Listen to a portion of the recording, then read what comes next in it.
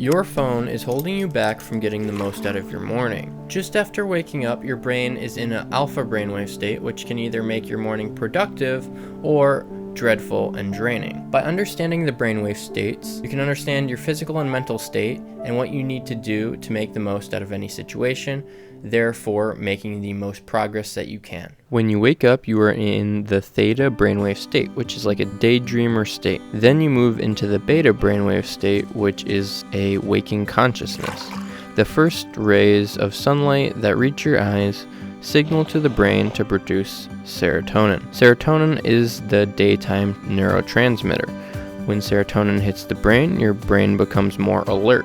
Then, the brain's job is to create meaning between the inner world and the outer world. Your brain does this with senses and feelings. Senses like whether you're tired, whether you're hungry, how you feel, what you need to do for the day, who has your best interest, who you like, and your neurocortex or your thinking brain is moving very fast in this process. Slowing the mind down and focusing inward, blocking external senses like hearing and sight allow you to enter the alpha state. Your brain turns the external focus inward. Meditation is an example of being in the alpha brainwave state. The alpha state is a relaxed state where you can learn and take in information.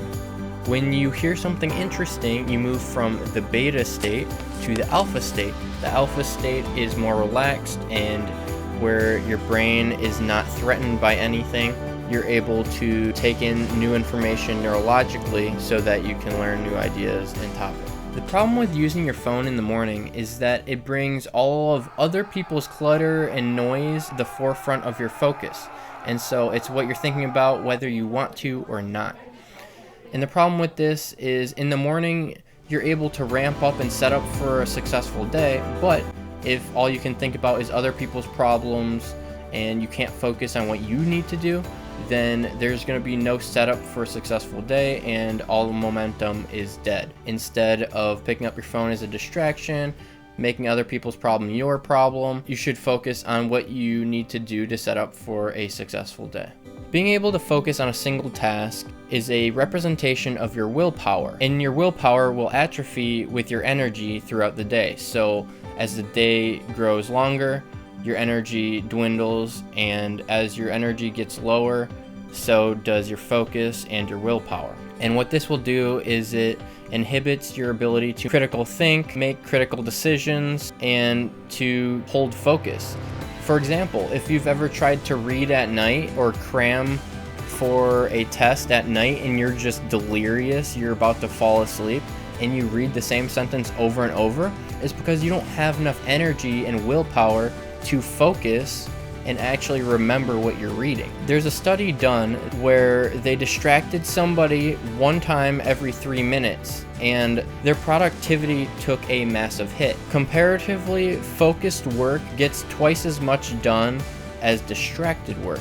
And the distraction could be something as simple as looking up at a noise or looking over at the notification that popped up on your phone. Having those turned off or away from you so that you can just tunnel vision on the task will lead to much better productivity and will increase, especially if it's a task that requires a lot of skill and finesse. That's going to be a task where you want to increase focus and block out all distractions. In other tasks, such as like social interactions, you want to broaden your horizon and not be tunnel vision, because if you're tunnel visioned in a social situation, then you're going to miss a lot of social cues and it's going to be awkward. It's not going to work out. If you're doing a work-related task by yourself and it requires finesse and specifics and skill, then tunnel vision.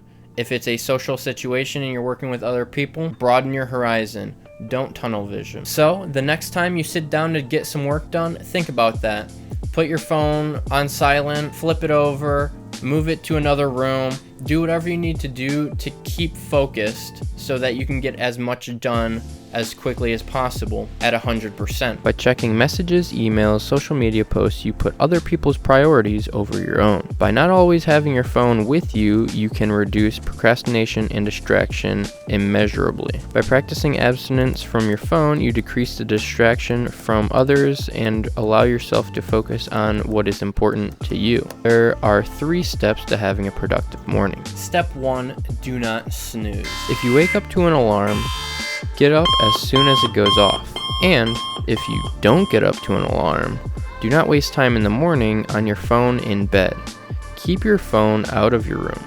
This will keep you from falling into the temptation of being lazy in bed. If you struggle to get out of bed, the 5-second countdown is the simplest and easiest way to get out of bed quickly. Whenever you don't want to do something, by counting down from 5, you decide, I'm going to do this. And you put yourself in the mindset of taking action by counting down. And at the end of the 5-second countdown, you have to do whatever you planned on doing. And in this case, it would be getting out of bed. Step 2, hydrating. Body isn't like your phone or computer where when you shut it off, it just doesn't do anything. Your body is like your computer in the way that if you put it on sleep mode, it can do processes in the background. So your body never truly turns off, and your bodily functions require water. If you're not intaking water, you're obviously gonna lose water and therefore become dehydrated. The best thing to just jumpstart your morning is to drink 17 to 20 ounces of water just after waking up in the morning. Step 3, prepare for a successful day. Do whatever you need to do to set up for a successful day. For example, I'm an entrepreneur and I get to work from home. My priorities are oriented around self-growth to set up for the morning. I like to read in the morning. It allows me to relax and then kind of wind up for the rest of the day. And I also find that if I leave reading off for the end of the day, that I probably will not do it. But as an entrepreneur, I start off my day with a cup of water and then coffee. So I start my day off by hydrating with water and then grab a cup of coffee. Then I walk down the stairs.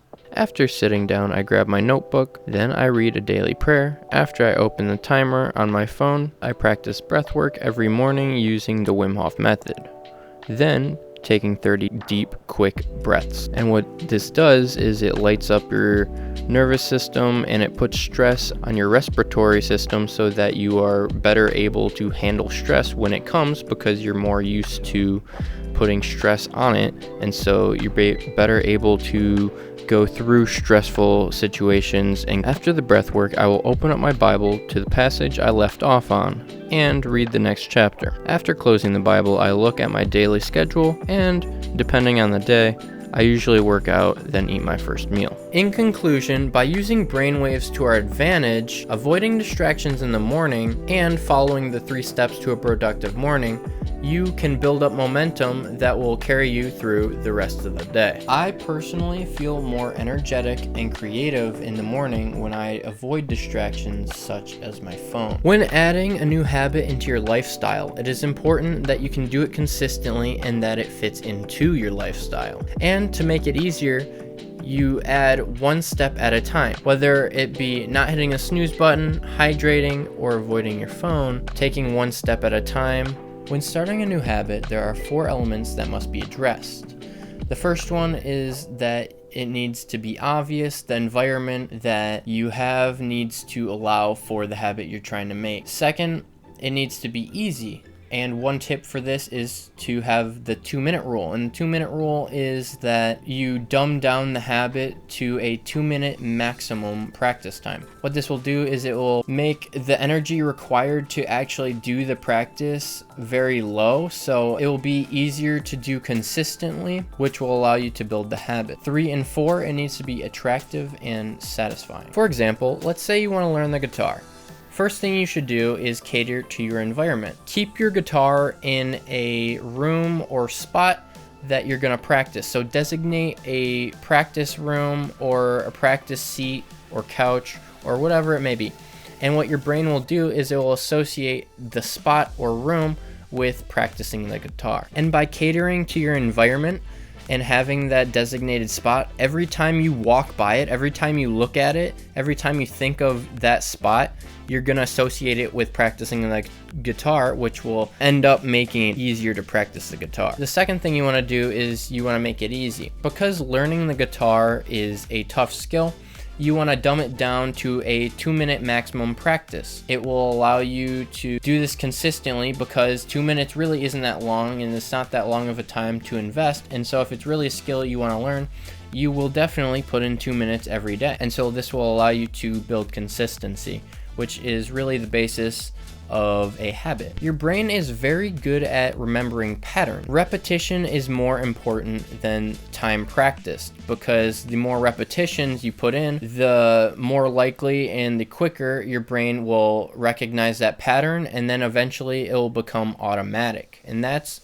what mastering a skill is. You put in so much practice that the skill becomes automatic and you can do it without thinking. Third, make it satisfying can be as simple as rewarding yourself. And one simple way of doing this is by reframing in a positive light. So a way you can do this in the guitar example is you don't want to learn the guitar, you want to be the person that can play music on the guitar / being a guitarist. So when you seemingly don't make much progress from practice to practice, you can see it as, oh, I'm becoming more of a guitarist. I'm becoming more of a person who can play the guitar. Then what you are doing is you're associating practicing with becoming the person you want to be, which is a good thing. It will strengthen your mental so that you can overcome the difficulties and struggles that will come with practicing a difficult skill. And eventually this will help you to become a master and a guitarist. The fourth is making it attractive. So you have to want to do what you're doing. So if you want to keep doing a habit, you need a reward. If you want to stop a habit, you need a punishment.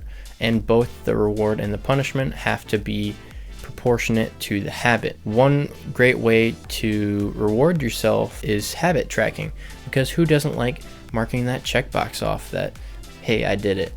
And it will also make your progress concrete, and it will show you how far you've come from where you started, which will just give you a boost of motivation to keep going. But the biggest thing when it comes to making a habit attractive is the community or group that you are in. The group of people that you are around will influence what is normal. If you are around a group or in a community that aspire to do the same thing as you or have the same goals, then this will greatly inspire you and help motivate you to continue with the habit. Now, mastering your morning is only the beginning of the day. If you want to reach success, then you're going to need to learn the mindset of thinking big.